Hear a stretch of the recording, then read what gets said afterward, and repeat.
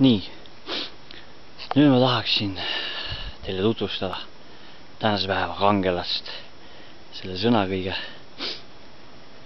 paremas ja heroilisemas mõttes. Siin ta on.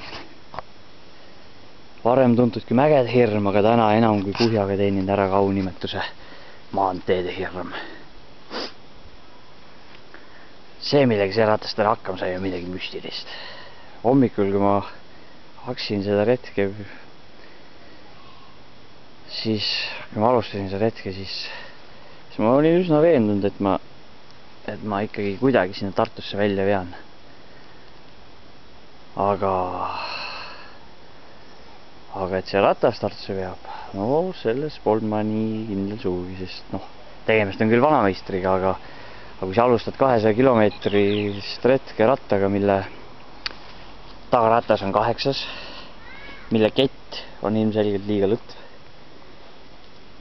mille pakiraam on täiesti puru, seda võib kinni ainult mingi traadi väike pundar ja selle peale on kogutud, ma ei tea, 12-13 kilo vähemalt, siis see tekitab teatavaid kõhklusi ja kahtlusi, et kas ikka veab Tartuni välja.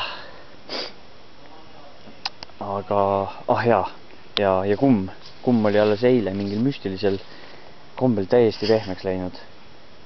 Aga justkui teades, mis teda täna ees ootab, siis pärast pumpamist jäi ta kivi kõvana püsima kuni põhimõtteliselt terve reisi lõpuni, nii et ainult viimased 25 kilomeetrit lõpuks väsis, aga oleks see ratas väsinud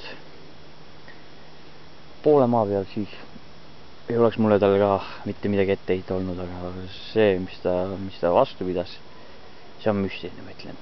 Seda ei suuda ükski trekk ega skott ega svinn ega ma ei tea, mis muu fancy kuradi ratas järgi teha, siis vanameistrid on ikka ülikõvad. Selle ratta saavutused tuleks raiuda kivvi, tulevased põlved saaksid lugeda ja imestusest silmad suureks ajada.